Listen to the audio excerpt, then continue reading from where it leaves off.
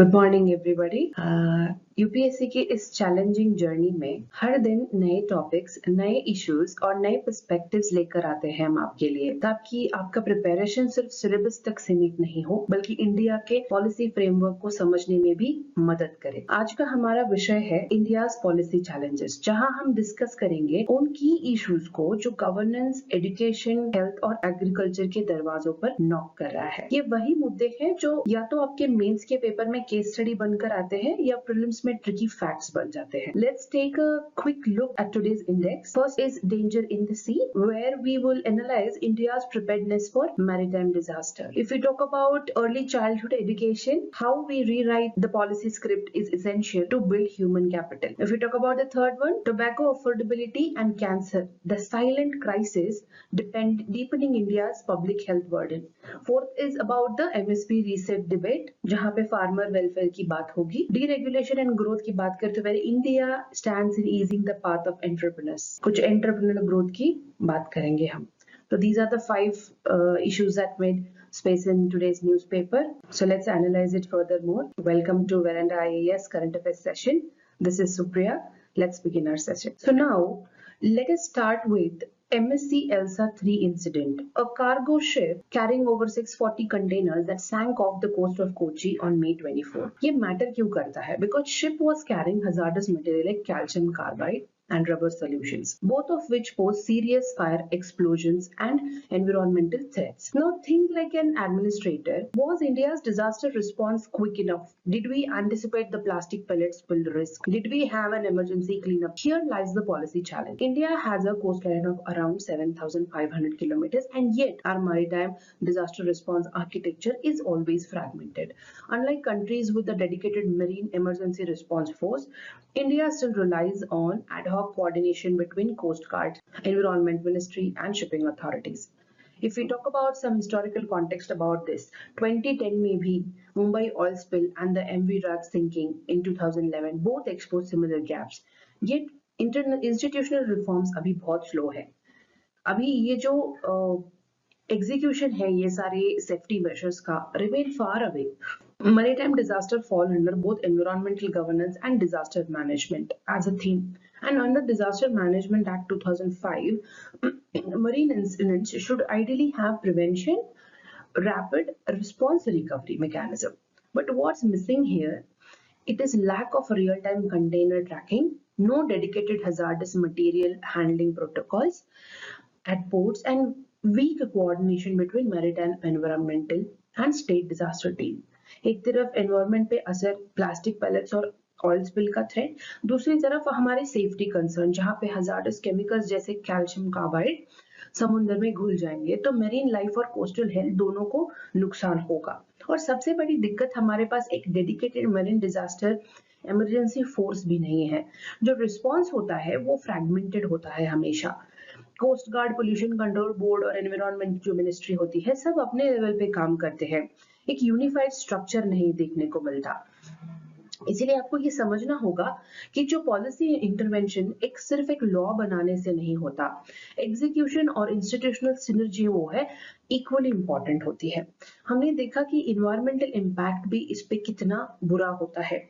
ये जो plastic palette pollution होता है या द ऑयल स्पिल के इंसिडेंट को आप ले लो जो पिछले मुंबई में भी हुआ था, that will affect the environment, the marine ecology very badly. So instead of all this, instead of acting later on that, if we have a proper synergized response to such kind of incidents, we may handle the situation better without much damage. So this article is all about this कि हम लोग इसके response को, maritime disaster जैसे incidents को और कैसे improve कर सकते हैं. जब भी हम मैरीटाइम प्रिपेयर्डनेस की बात करते हैं, we cannot ignore its vulnerable history. India has always witnessed a series of past maritime disasters from 2011 MV Rag sinking to 2017 जो चेन्नई LPG टैंकर लीक हुआ था, which caused a panic in the coastal region. और ये problems बार बार repeat हो रहे हैं because हमारे जो इंस्टीट्यूशनल मेमोरी बहुत शॉर्ट है and our reforms are very reactive. हर बार जब कोई इंसिडेंट हो जाता है तभी सिस्टम एक्टिवेट होता है। प्रोएक्टिव डिजास्टर प्लानिंग अभी भी बहुत मिसिंग है। अगर हम NOSDCP की बात करें, जो national oil spill disaster contingency plan है, 1996 में बनाया गया था और 2006 में उसको रिवाइज कर दिया। उसमें कोस्टल गार्ड एक नोडल एजेंसी बनाई गई थी जो स्पिल रिस्पॉन्स को एक्ट करेगी। But despite the structure on ground coordination and real time disaster drills, अब तक एक रेगुलर इंस्टीट्यूशनल प्रैक्टिस नहीं बन पाई है। अभी आप एग्जांपल ले लो, 2017 में जो चेन्नई के स्पिल्स हुए थे, that highlighted how slow the initial cleanup was. Beaches were blackened with oil, marine life was endangered और लोगों को कोई क्लियर इंफॉर्मेशन तक नहीं दी गई थी। तो यहाँ पे रियल इशू क्या है?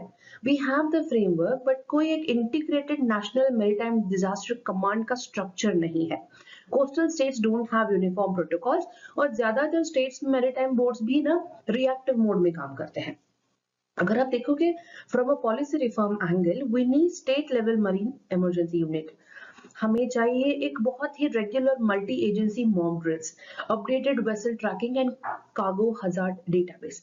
ये सब इनिशिएटिव से क्या होगा, एक बहुत ही स्ट्रक्चर्ड रिस्पांस प्लान कर सकेंगे हम ऐसे इंसिडेंट्स को हैंडल करने के लिए। लेट्स नाउ सी कि क्या एक्चुअल चैलेंजेस होते हैं। ये जो रिसेंट इंसिडेंट हुआ था, ये मेटल और कंटेनर्स कैरी नहीं करता था, रिस्क, केमिकल्स और उसके कॉन्सिक्वेंसेस भी उसके साथ आए। अब बात करेंगे एनवायरमेंटल रिस्क की, तो the vessel was carrying calcium carbide, a substance that reacts violently with water to release acetylene gas, very highly flammable। इसके अलावा 600 से ज्यादा tonne of fuel, oil and diesel भी समुद्र के नीचे है, जिसका मतलब है स्लो डेवलपिंग इकोलॉजी का एक बहुत ही टाइम बॉम्ब जैसे बन गया इसको। ये सिचुएशन सिर्फ पोल्यूशन का नहीं, fire hazard, marine ecosystem collapse का भी है। तो अगर टाइमली रिमूवल नहीं हुआ तो डिजास्टर मल्टीप्लाई भी हो सकता है। प्लास्टिक पोल्यूशन देखोगे आप, तो केरला का जो बीच है उसमें ब्लू प्लास्टिक पैलेट्स बाहर आए, वो एक्चुअली डिसइंटीग्रेटेड रबर सोल्यूशन से लिंक्ड है जो शिप के कार्गो में था। अब समुद्र के वेव्स ने इसको कोस्ट तक लाकर छोड़ दिया। तो इसका क्वेश्चन ये है कि क्या हम coastal clean up mechanism activate किया? नहीं। क्या लोकल अथॉरिटीज को पहले से ट्रेनिंग थी कि ऐसे कुछ माइक्रो पोल्यूटेंट से कैसे डील कर सकते हैं? नहीं। So this is not just a pollution, it's a failure of our preparedness at the micro level. अगर बात करें पुअर कोऑर्डिनेशन की, जिसकी हम पहले भी बात कर रहे थे, इंटर एजेंसी कोऑर्डिनेशन बहुत ही लैकिंग है। इतना कुछ होने के बाद भी रिपोर्ट्स कह रहे हैं कि रिस्पांस बहुत ही डिलेड था। डिफरेंट एजेंसीज जो है, कोस्ट गार्ड हो गया, पोल्यूशन कंट्रोल बोर्ड्स हो गए या स्टेट डिजास्टर अथॉरिटीज, अपने अपने लेवल पे बहुत काम कर रहे थे, लेकिन कोई जॉइंट कमांड या रियल टाइम कोऑर्डिनेशन बहुत मिसिंग था। ये वही लूप होल है जहां हर बार हमें रिपीट होते दिखा और इसका नुकसान हमारे बायोडाइवर्सिटी, कोस्टल इकोनॉमी और इंटरनेशनल क्रेडिबिलिटी पे भी होता है। हम इसका एक वाइडर पर्सपेक्टिव अगर देखेंगे तो मैरिटाइम डिजास्टर रिस्पांस होता है, कोस्टल इशू नहीं है, हमारे नेशनल प्रिपेयर्डनेस आर्किटेक्चर को डिफाइन करता है। जो IMO होता है, international maritime organisation, lays down marine pollution standards. क्या हम उस लेवल तक का रिस्पांस डेवलप कर पाए हैं? This remains the question. अभी हमने डिस्कस किया कि India's past and present maritime challenges उसको कैसे बने हैं। तो it's time to look ahead. Let's ask a simple question, as India is gearing up to become a global shipping hub. Are we prepared for the disaster that might come with it? Increased maritime traffic. India is pushing for major transshipment hubs like Vizingham Port in Kerala and Galathea Bay in Andaman and Nicobar Island. ये कुछ examples हैं। इसका मतलब ये है कि आने वाले समय में कार्गो ट्रैफिक बढ़ेगा, लार्जर वेसल पोर्ट करेगी और हजार्डस मटेरियल्स का वॉल्यूम भी ऊपर जाएगा। ये ग्रोथ इकोनॉमिक अपॉर्चुनिटी है, लेकिन रिस्क भी उसके साथ आता है। With more ships the probability of accidents, leaks and mismanagement increases. इसका अगर हम देखेंगे तो हमें एक बहुत ही रोबोस्ट इंफ्रास्ट्रक्चर की जरूरत है। एक और बड़ा चैलेंज हमारे पास ये होता है कि इंफ्रास्ट्रक्चर और प्रिपेयर्डनेस में हम लैक करते हैं। मरीन डिजास्टर्स के लिए हमें चाहिए एक बहुत ही रियल टाइम सर्वेलेंस सिस्टम चाहिए, SOPs चाहिए जो पोर्ट लेवल रिस्पांस पर एक्ट करे, multi agency rapid deployment teams चाहिए, लेकिन आज भी हमारे पोर्ट अथॉरिटीज में डिजास्टर स्पेसिफिक ट्रेनिंग और रेगुलर ड्रिल्स का सिस्टम बहुत ही वीक देखने को मिलता है। Imagine a toxic cargo ship facing fire near a major port. क्या हमारा पोर्ट उसके उस स्केल के लिए रेडी होगा? If we talk about environmental accountability, this one of the most under discussed but very crucial aspect. बड़े cargo ships के पास जो मैनिफेस्ट होता है ना, जिसमें लिखा होता है कि कौन से मटेरियल शिप में है, जो often lakhs transparency. Insurance protocols भी हमारे बहुत वीक है, तो उससे हजार्डस वेस्ट डिस्पोजल के रूल भी साथ साथ में बहुत वेग है। अगर कोई शिप डीप सी में कुछ टॉक्सिक डिस्चार्ज करता है तो उसकी ट्रेसेबिलिटी और अकाउंटेबिलिटी हमारे लिए तो ऑलमोस्ट नॉन एग्जिस्टेंस होती है। So going forward India needs a maritime green code. ये मैं इसलिए बोल रही हूँ कि इससे हम क्या कर सकते हैं, बहुत ही स्ट्रिक्ट रूल्स बना सकते हैं कुछ ट्रांसपेरेंसी के लिए, insurance coverage for environmental damage या international cooperation on maritime safety जैसे इनिशिएटिव्स ले आके। Let's talk about the early childhood education system, यानी ECCE. It is not just about a play school or crayons, right? It's the foundation of a child's cognitive, emotional and social development. UNESCO जो है, उनके research के मुताबिक बचपन के पहले 5 साल में ब्रेन डेवलपमेंट 90% तक हो जाता है, और इसी वजह से ECC को ह्यूमन कैपिटल फॉर्मेशन का फर्स्ट स्टेप माना जाता है। Recent state initiatives जैसे उत्तर प्रदेश and उड़ीसा ने are very taking this seriously. They have begun large-scale hiring of trained ECE educators and are introducing play-based learning models like Shishu Vatika and Jadupedi Kids. ये सिर्फ syllabus नहीं सिखाते बल्कि language development, social skills और imagination को boost करते हैं। ये रिफॉर्म्स NEP 2020 के विजन को अलाइन करते हैं, जहां फोकस है फाउंडेशनल लिटरेसी एंड न्यूमरेसी पर एक बहुत ही इंपॉर्टेंट सवाल है, are they just isolated pilots और science of systemic change? Systemic challenge ये है, ग्राउंड पे रियलिटी अभी बहुत टफ है। Most anganwadi workers aren't even trained in pedagogy, infrastructure poor है, no toilets, no learning materials are there. तो ECC के लिए ना डेडिकेटेड बजट और मॉनिटरिंग ऑलमोस्ट एक नॉन एग्जिस्टेंट जैसा है, और सबसे बड़ा इश्यू है कि ECC को अभी एक वेलफेयर सर्विस माना जाता है। लर्निंग एंड डेवलपमेंट राइट का फोकस उसमें अभी नहीं है। लेकिन अगर आप लोग लॉन्ग टर्म इकोनॉमिक ग्रोथ की बात करें तो हार्वर्ड स्टडीज ने भी ये शो किया है कि investment in ECC delivers the highest returns in human development. यानी अगर आप पूरी एजुकेशन पिरामिड को सुधारना चाहते हैं, start from the very bottom. आपको ये बहुत ही ब्यूटीफुल टॉपिक है which you can relate to social justice GS paper 2 में, या गवर्नमेंट पॉलिसीज में भी रिलेट कर सकते हो। GS पेपर 3 में जब हम ह्यूमन कैपिटल की बात करेंगे, इंक्लूसिव ग्रोथ की बात करेंगे, तो you can relate this topic, early education system की बात कर सकते हो आप। So here's your you know आप अगर सोचे, if you are a district collector in a tribal area, how would you implement ECC in a way that's both culturally relevant and pedagogically sound? आप इस पे ऐसे एंगल से सोचना start कर दीजिए। It will help you in writing good answers, interview में भी आपको बहुत आसानी होगी। सो इसका अगर हिस्टोरिकल कॉन्टेक्स्ट देखेंगे तो let's start at the beginning. जो हम ICDS एस्टैब्लिशमेंट की बात करेंगे 1975 में, integrated child development services was India's first formal institutional effort for young children. ये एक वेलफेयर ओरिएंटेड प्रोग्राम था जिसमें न्यूट्रिशन, इम्यूनाइजेशन और अर्ली एजुकेशन का पैकेज दिया जाता था, और आंगनवाड़ी सेंटर्स भी बने थे। बट ये समझना जरूरी है कि ICDS focused more on care, not structured education. Anganwadi जो वर्कर्स होते थे उनको ट्रेन होते थे, लेकिन एक एक्सपर्टीज नहीं होता। प्री स्कूल लेवल लर्निंग के लिए एक्सपर्टीज की होना बहुत जरूरी है। ग्लोबल रिसर्च इन्फ्लुएंस की बात करेंगे तो वो यूनिसेफ जैसे जो प्लेटफॉर्म्स हैं, वो उनके रिसर्चेस ये बताते हैं कि early childhood education gives highest returns on investment among all stages of education. तो ये जो एक हेकमैन कर्व है, उनके अकॉर्डिंग आप अगर 1 रुपी इन अ 3 ईयर चाइल्ड को इसे इन्वेस्ट करोगे तो 10 रुपए में 10 रुपए आपको इन रिटर्न उनका रेमेडियल मतलब you can save 10 more rupees in remedial education, welfare या कुछ फ्यूचर हेल्थ केयर की बात हो तो उसमें आप उतना सेव कर सकते हो। और इसी ने पॉलिसी मेकर्स को ये रियलाइज करवाया कि early education isn't a soft issue, it's a hardcore economic tool. If you talk about हमारे एजुकेशन पॉलिसी एक बहुत ही गेम चेंजर साबित हुई। उन्होंने ईसीसीए को एक सेंट्रल रोल डिजर्व करते हुए बोला कि by 2030 every child between 3 to 6 years must have universal access to quality education. बाल वाटिका किए, प्ले बेस्ड करिकुलम डिजाइन करने के लिए बोला, teacher training for foundation literacy and numeracy was mandatory, inclusive of ECC in formal schooling, वो भी एक नॉर्म्स बताए। पर रियलिटी चेक ये है कि ग्राउंड इम्प्लीमेंटेशन अभी भी अनइवन है। कुछ स्टेट जैसे कर्नाटका वो आगे है, लेकिन कुछ में आंगनवाड़ी का रीच बहुत ही वीक है।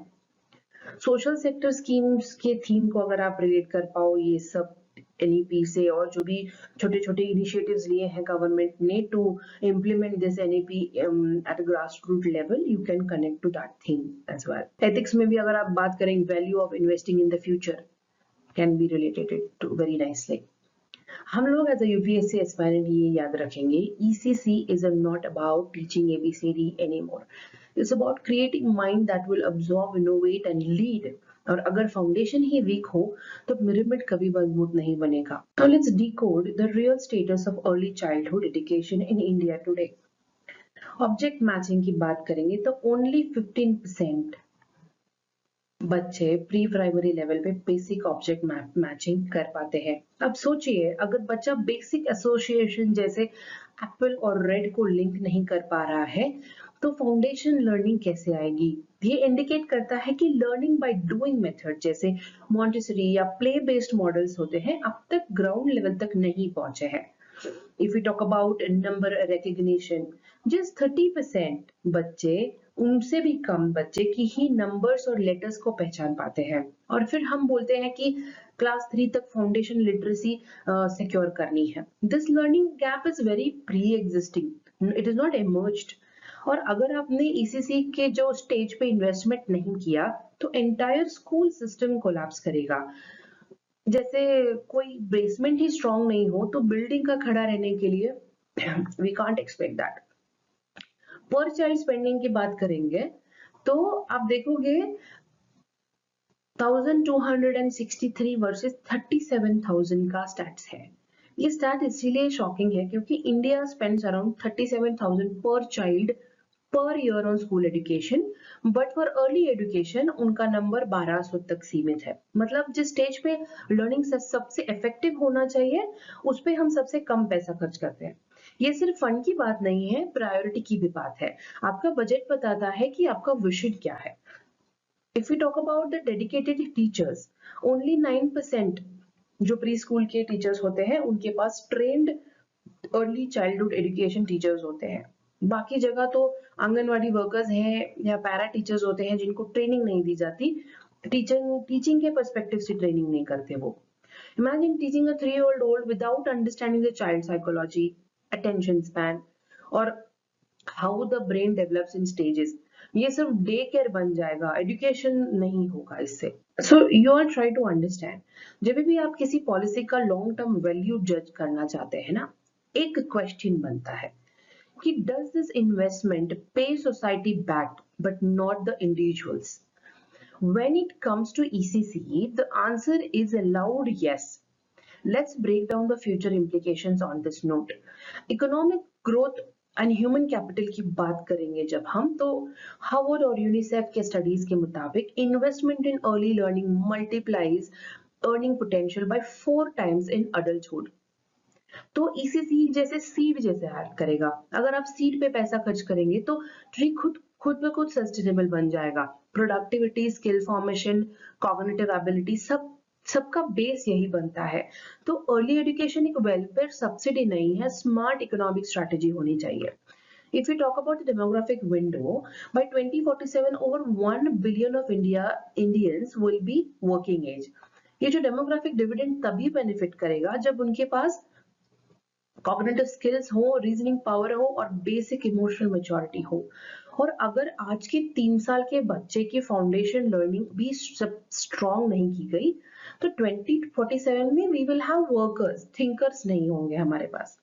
ये अपॉर्चुनिटी को हम एक डेमोग्राफिक डिजास्टर बनाने से बचाना होगा। सोशल इक्विटी की जब बात करते हैं तो ये डेवलपमेंट की बात नहीं हो रही, जस्टिस की भी बात हो रही है। Poor children enter school already 2 years behind the richer peers.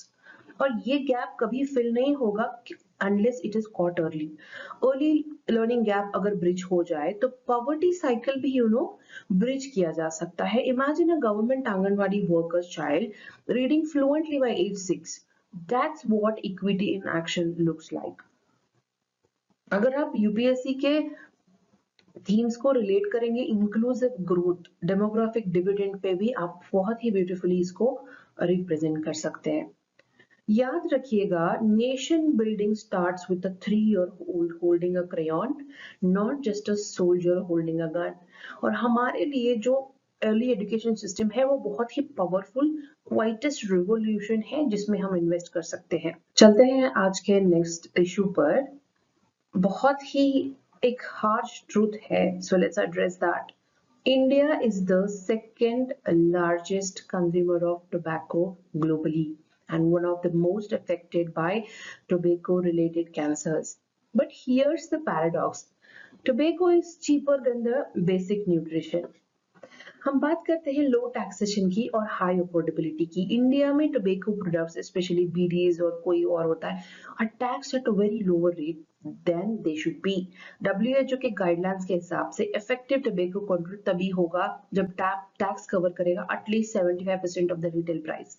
But in India ये फिगर सिगरेट्स के लिए भी सिर्फ 52% है। तो और बाकी ये सारे प्रोडक्ट्स के लिए तो बहुत ही नेग्लिजिबल है। मतलब जो प्रोडक्ट कैंसर और डेथ कॉज करता है उसको हम प्रैक्टिकली सब्सिडाइज कर रहे हैं। और जब अफोर्डेबिलिटी बढ़ती है कंजप्शन भी बढ़ जाएगा उसमें, specially among youth and low income population. If you talk about the rising cancer rates, एक बहुत ही पब्लिक हेल्थ क्राइसिस है हमारे नेशन में।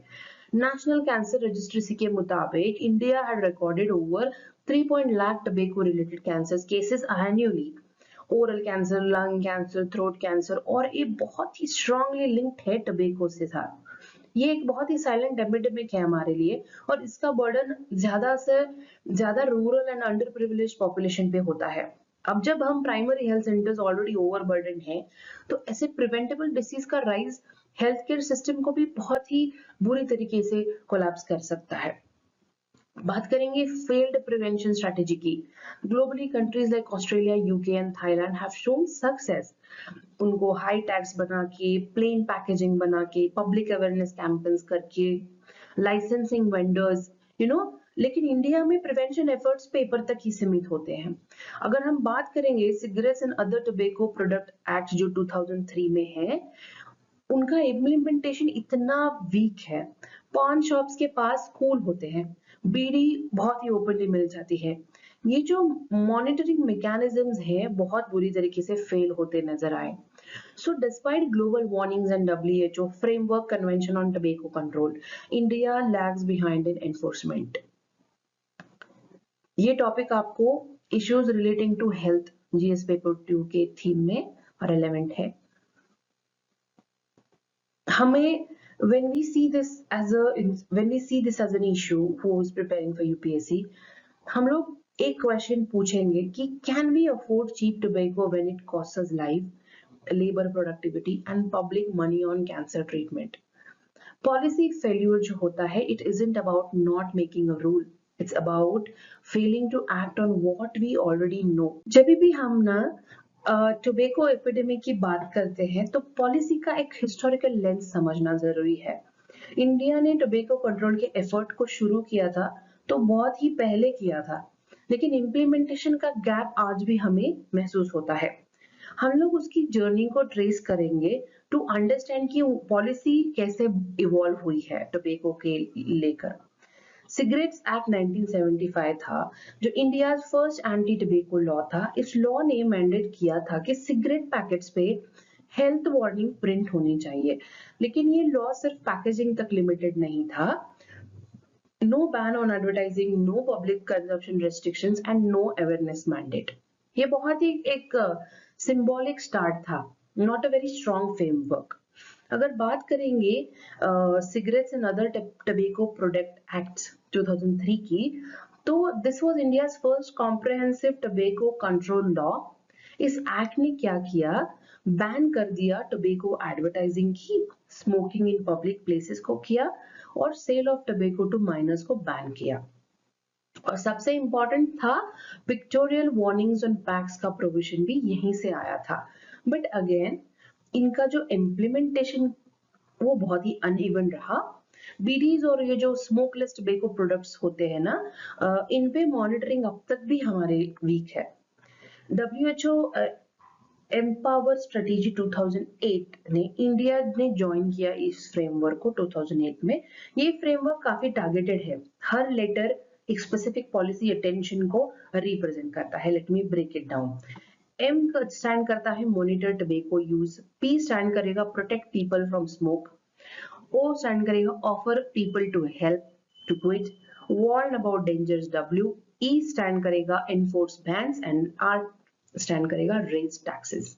लेकिन जो एम्पावर के ऑब्जेक्टिव्स तभी अचीव होंगे ना जब हर स्टेट अपना रोल बहुत एक्टिवली प्ले करेगा। हेल्थ गवर्नेंस पब्लिक पॉलिसी के रिलेटेड आप जब भी इस पे कोई आंसर लिखेंगे तो आप ये फ्रेमवर्क को जरूर मेंशन करना।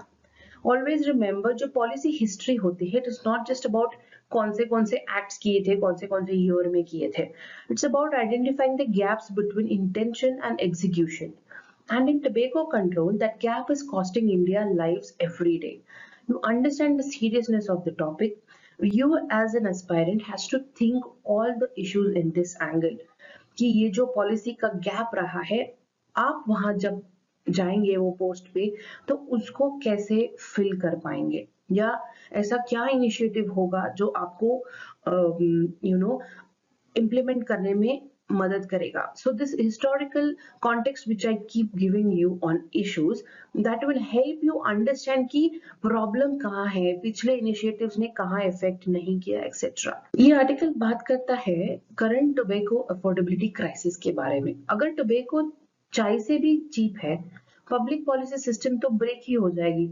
अगर हम देखेंगे कि अफोर्डेबिलिटी कैसे एडिक्शन को फ्यूल कर रही है, एक्सट्रीम अफोर्डेबिलिटी की बात करेंगे तो टुडे जो सैशे ऑफ स्मोकलेस टोबैको होता है 1 रुपए में मिल जाता है, और full pack of cigarettes around 12 rupees. और इसका रिजल्ट ये है कि डेली वेज अर्नर जो होते हैं, कंस्ट्रक्शन वर्कर्स होते हैं, स्कूल गोइंग चिल्ड्रन भी होते हैं, उनको बहुत ही इजीली एक्सेस हो जाता है। ये अफोर्डेबिलिटी जो है एक तरीके से एम्पावरमेंट नहीं होगी, ये एक एडिक्शन ट्रैप बन जाएगा। Because tobacco doesn't just take money, health, productivity और डिग्निटी भी उसके साथ चली जाएगी। और आयरनी ये है कि जहां पर न्यूट्रिशन, हेल्थ केयर या क्लीन ड्रिंकिंग वाटर का एक्सेस भी लिमिटेड है, वहां टोबैको बहुत आसानी से मिल जाता है। This is the true face of market failure. Cancer burden जो है इंडिया के रैंकिंग की अगर बात करेंगे, India ranks number 1 globally in oral cancer incidents and this is nothing to be proud about. Tobacco is linked to over 27% of cancers in India. Not just oral, lung, throat, pancreatic, stomach cancers. They are all linked to tobacco use.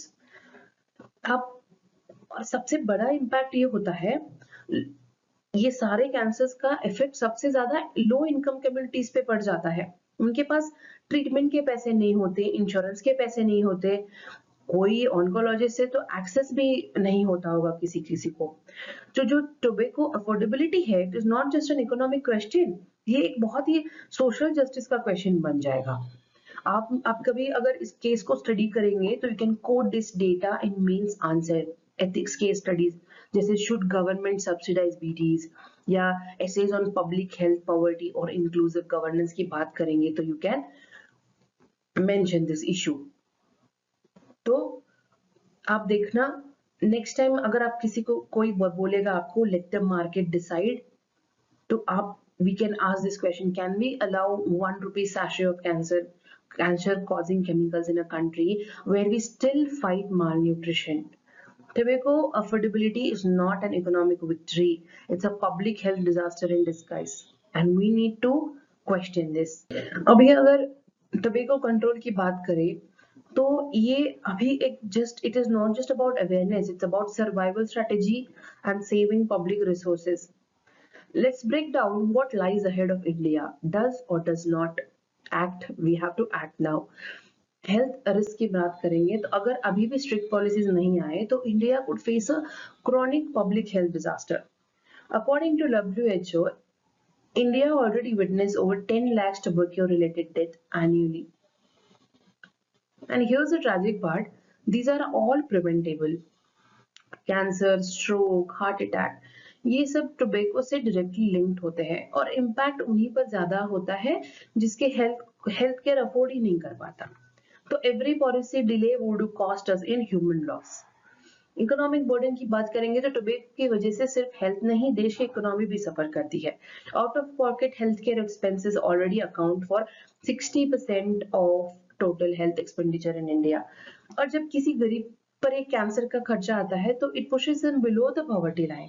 इसीलिए tobacco regulation is equal to poverty prevention भी हो सकता है.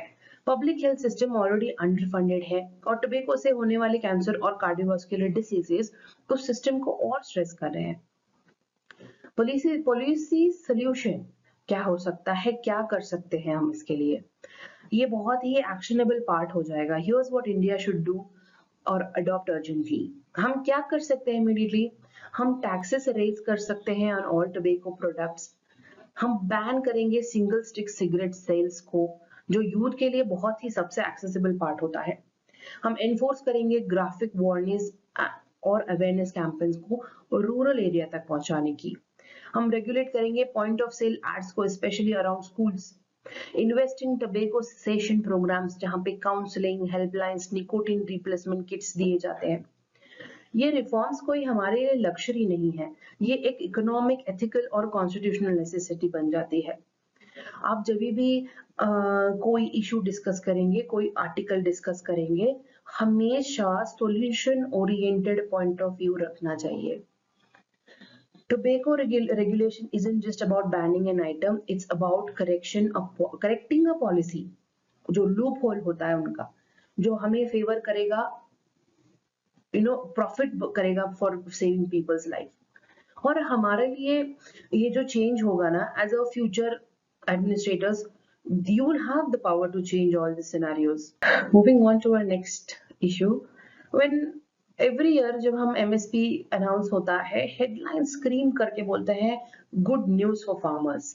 But the real question is, MSP actually it is reaching to those who need it the most? So let's break down the issue based on this year's development. Timely announcement. ये एक बहुत strategic move होता है. This year, MSP for Kharif crops 2025-26 was announced earlier than usual, aligning it with early monsoon. Policy wise देखा जाए तो ये बहुत ही गुड मूव है. इसमें क्या होगा, फार्मर को क्रॉप प्लानिंग के डिसीजन में आसानी होगी. इट अलाइंस सोइंग साइकिल्स भी और प्राइस विजिबिलिटी के चलते आसानी होगी. And politically it sends a positive signal ahead of the harvest and electoral cycle. लेकिन रियल इम्पैक्ट तभी होगा जब प्रोक्योरमेंट मैकेनिज्म भी एफिशिएंट होगा. अनाउंसमेंट से फसल बचाने का एश्योरेंस नहीं मिलता ना फार्मर्स को. If we talk about system inefficiency, जो ग्राउंड लेवल रियलिटीज की बात करेंगे, ये सबसे important एंगल है. Even after 60 years of MSP, only 6% of farmers in India actually benefit from it, as per NSSO surveys. Issue इसमें ये है, प्रोक्यूरमेंट के जो सेंटर्स होते हैं अनइक्वल होते हैं, जैसे Punjab, Haryana, parts of MP में अनइक्वल. पेमेंट डिले हो जाते हैं. They focus on mainly on rice and wheat, leading to monocropping, soil depletion and water stress. ये सारे इश्यूज अलाइंड होते हैं उसके साथ. MSP का जो स्ट्रक्चर है, इनपुट कॉस्ट को देखेंगे, एनवायरमेंटल मार्केट रियलिटी से अलाइन नहीं होता. इसका मतलब इनकम सिक्योरिटी बन जाएगा, लेकिन ये एक बहुत ही सब्सिडी ट्रैप जैसे है फार्मर्स के लिए. और जब MSP हाई किया जाता है बिना क्रॉप डाइवर्सिफिकेशन प्रमोट किए, तो सप्लाई ग्लच या storage burden, food subsidy bill, तीनों बढ़ जाएंगे एक साथ. तो Is MSP ensuring farm income stability or distorting the crop market and environment both? ये सवाल आता है when we understand this. तो MSP reform is not just about raising the prices. It's about asking क्या हम प्रोडक्शन को support कर रहे हैं या एक्चुअल प्रोड्यूसर को ही सपोर्ट कर रहे हैं. And the answer lies in restructuring procurement, ensuring decentralization and linking the MSP to the sustainability goals. थोड़ा हिस्ट्री में जाएंगे तो जो 1966-7 में जो एमएसपी था वो ग्रीन रिवॉल्यूशन एरा था. मिनिमम सपोर्ट प्राइस जो है it was born during the green revolution. इसका ऑब्जेक्ट बहुत ही क्लियर था, फार्मर्स को गारंटीड प्राइस देके इंसेंटिवाइज करना, एक हाई यील्ड व्हीट और राइस ग्रो कर सके. At that point it made sense. India needed self sufficiency. MSP जो है उन्होंने एक प्राइस इंश्योरेंस और मार्केट सिक्योरिटी दे दी थी. लेकिन तब भारत और आपका भारत में थोड़ा डिफरेंस है ना. Today's problem is overproduction of the selected crops and no food scarcity. ये प्रॉब्लम नहीं है. अगर हम बात करेंगे commission of agriculture cost and prices का एस्टैब्लिश की, तो it recommended MSP India set up the एक advisory board under ministry of agriculture. ये जो सीएसीपी है हर साल कॉस्ट एस्टिमेट करता है, फार्मर मार्जिन करेगा और डिमांड सप्लाई ट्रेंड को एनालाइज करता है. लेकिन सीएसीपी के जो रिकमेंडेशंस होते हैं वो बाइंडिंग नहीं है. वो बस फाइनल डिसीजन तो कैबिनेट लेता है और CACP officially recommends MSP for 23 crops, but procurement होता है ज्यादा से ज्यादा 2-3 क्रॉप्स का. तो ये एक चैलेंज है. एक्सपांशन जो है हमारा वो 20 मतलब ये जो 23 क्रॉप्स हैं उससे अगर हम लोग एक बैलेंस प्रोक्योरमेंट की बिना अगर हम एक्सपांड कर पाए, जैसे आई टेल यू इनिशियली जो था MSP covered just wheat and rice, बाद में एक्सपांड हुआ पल्सेस, ऑयल साइड्स, ये वो कॉटन, मिलेट्स, तो टोटल 23 क्रॉप्स बने. ग्राउंड रियलिटी क्या होती है, सिर्फ व्हीट, राइस और कुछ स्टेट्स में कॉटन या पल्सेस को प्रोक्योर किया जाता है. बाकी क्रॉप्स के लिए जो एमएसपी होते हैं डिक्लेयर्ड होती है पर डिलीवर नहीं की जाती. ये क्या होता है, इम्बैलेंस मार्केट डिस्टॉर्शन क्रिएट करेगा और फार्मर सिक्योर भी फील नहीं करेंगे. स्पेशली जो नॉन राइस व्हीट क्रॉप्स होते हैं उनमें तो नहीं करेंगे. तो एक बैलेंस बिगड़ाए बिना अगर एक्सपांशन हो सके तो then this makes sense. 23 crops को करना इट मेक सेंस. देन हमारे लिए क्वेश्चन हो जाता है कि what was the original problem a policy was meant to solve actually, because without understanding that we end up applying old tools to the new challenges and that is definitely not going to work in the governance. क्योंकि आजकल के माहौल, आजकल के environmental conditions उस time से बहुत अलग है और हमारा जो बेसिक उस टाइम पे प्रॉब्लम था वो आज अभी नहीं है. अभी हमारे प्रॉब्लम्स भी अलग है, फार्मर्स के चैलेंजेस भी अलग है, so we have to find the problem, find the gap and then make the policies accordingly. So let's now look at few numbers because data जो है ना वो बहुत ही रिवील करता है रियल नंबर्स को डिक्लेरेशन से भी ज्यादा. Government recently announced MSP hike for various kharif crops 2026 के सीजन के लिए. Here's what standard out. तो देखते हैं कि पैडी जो है मोस्ट वाइडली प्रोक्योर्ड क्रॉप है, उनको एक बहुत ही मॉडेस्ट हाइक मिला. ये अप्रॉक्स 4.8% का इंक्रीमेंट है which is below inflation level for many states. लेकिन इस बार फोकस थोड़ा शिफ्ट हुआ है.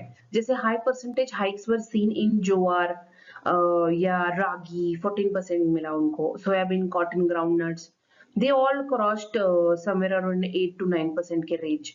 तो ये इंडिकेट करता है कि गवर्नमेंट मिलेट्स और कोर्स ग्रेन को प्रमोट करना चाहती है, स्पेशली पोस्ट जो इंटरनेशनल ईयर ऑफ मिलेट्स था 2023 में, उसके बाद एक बहुत ही मोमेंटम बढ़ गया है.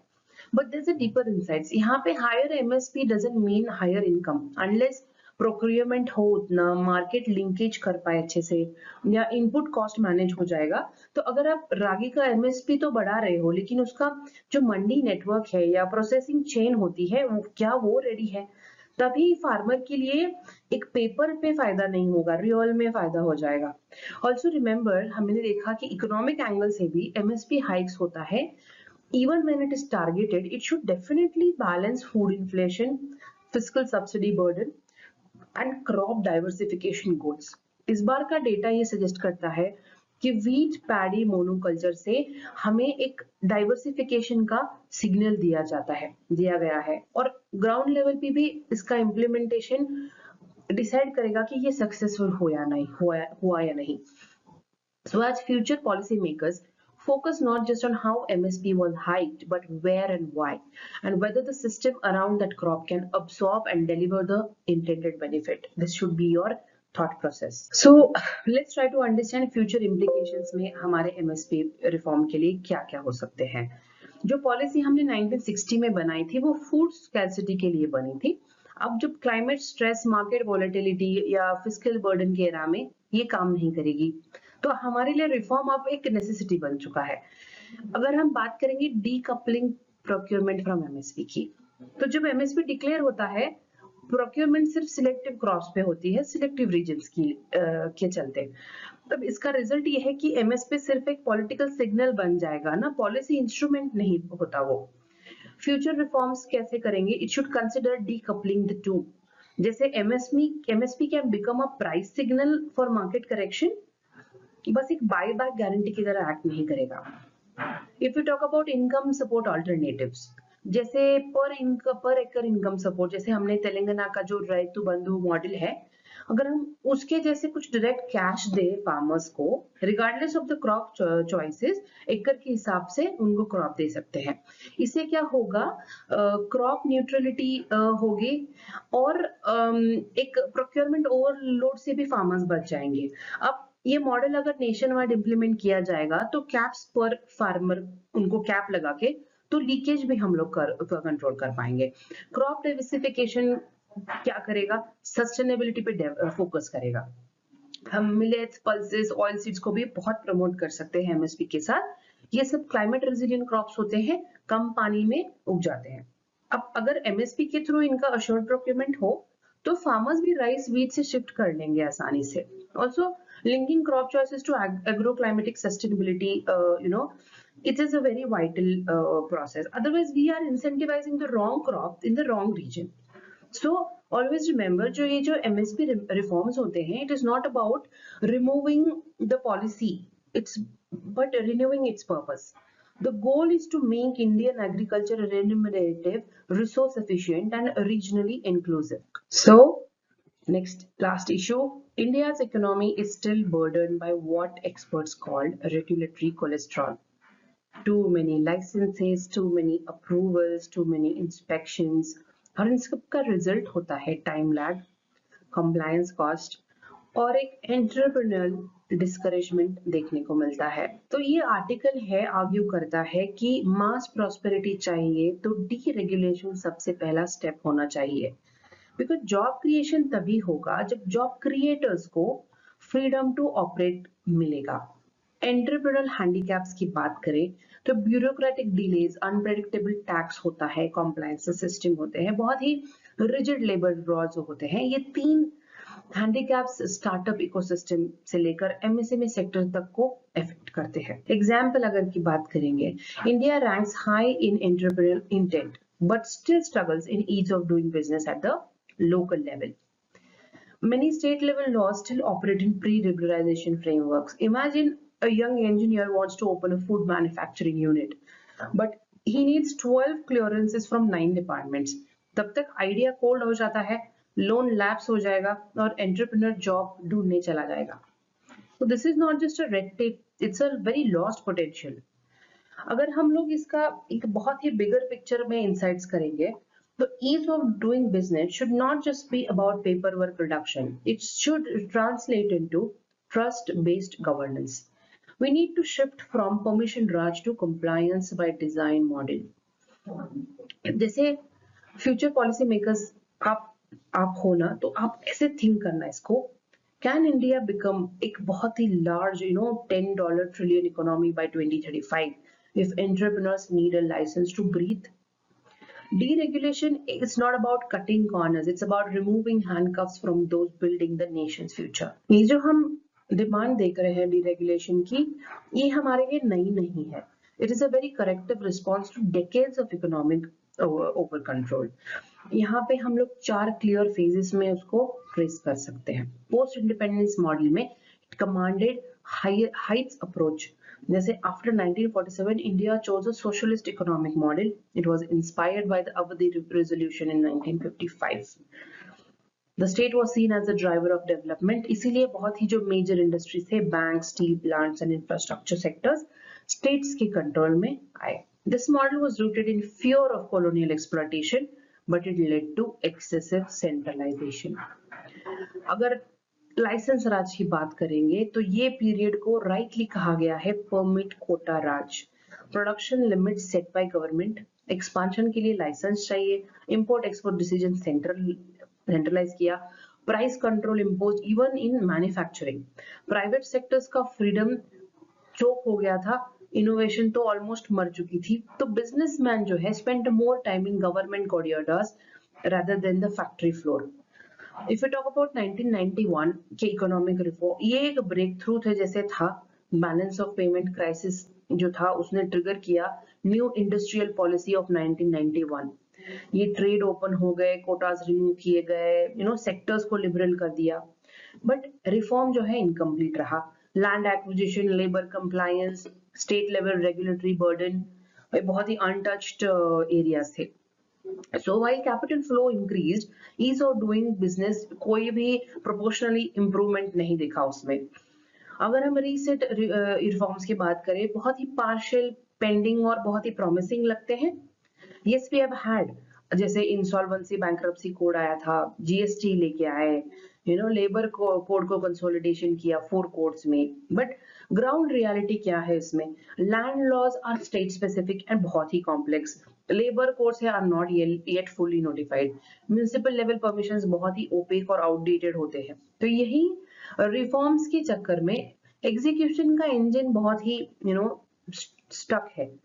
सो we need to understand that regulatory reform is not just about GDP growth, it's about unlocking human potential. And to move from control economy to opportunity economy, we must finish the reform journey we began in 1991. Policy का जो है ना असली test होता है, does it make life easier for those who create value? And that's exactly where India's regulatory reform story still feels incomplete. Let's understand the big picture implications of what is at stake. If we talk about mass prosperity, quality jobs, not quantity. India needs just more jobs नहीं, but more productive, high wage, formal jobs. ये तभी होगा जब business को operate करने या expand करने और इनोवेट करने का एक बहुत ही फ्री हैंड मिलेगा. बहुत ही एक्सेसिव कंप्लायंस जो होती है वो प्रोसेस को ड्रैग करती है. So deregulation indirectly equal to foundation for mass prosperity. We can connect it. Entrepreneurial energy की बात करें तो वो होता है कि स्टार्टअप्स होते हैं, जो एमएसएमई इनोवेटर्स होते हैं, ये सब तभी थ्राइव करेंगे जब इकोसिस्टम उनके लिए बहुत ही नर्चरिंग और ट्रस्टिंग होगा. इमेजिन अगर आपको पेपर वर्क से ज्यादा पैशन मैटर करेगा तो इंडिया का एंटरप्रेन्योरल स्पिरिट जो है वो अनलॉक हो जाएगा और तभी हम एक ट्रू जॉब क्रिएटर इकोनॉमी बनेंगे. डिफरेंशिएटेड फेडरलिज्म करेंगे तो एक one size doesn't fit all. Policy का नेक्स्ट फ्रंटायर है trusting states. Each states has unique strength and geography demography. तो उनको कस्टम पॉलिसी फ्लेक्सिबिलिटी देनी चाहिए. जस्ट लाइक जीएसटी ने टैक्स को यूनिफाई किया, but we need ease of doing business decentralized. States को रेगुलेटरी सैंडबॉक्स बनने की मौका मिलना चाहिए. If you talk about regulatory reset, compliance versus control की बात होती है. This is not just about no rules, it's about smart rules, digital first rules या ट्रस्ट बेस्ड रूल्स की बात. हर एक आउटडेटेड लाइसेंस, फिजिकल इंस्पेक्शन और ओपेक परमिशन को रिप्लेस करोगे डिजिटल सेल्फ डिक्लेरेशन से या टाइम बाउंड क्लियरेंसेस से और फेसलेस कंप्लायंसेस से. Only then India can transition from control economy to opportunity economy. अब इसमें हमें ये याद रखना है कि जो रिफॉर्म्स होते हैं, it tells a story of political courage and administrative vision. And if India gets a deregulation right, it can definitely unlock the demographic dividend. It can achieve the SDG goals and can become a very productive, prosperous and inclusive economy. So with this, we'll wind up today's session. अगर आपको इन topics के detailed notes और practice questions चाहिए तो video के नीचे दिए गए लिंक पे क्लिक करिए, PDF या वर्ड फाइल में आपको मिल जाएंगे। Stay curious, stay committed, and remember, a policy literate aspirant is a very powerful future bureaucrat. So keep revising, be regular. I shall meet you tomorrow. Thank you for attending the session. Veranda IAS, where your dream becomes reality.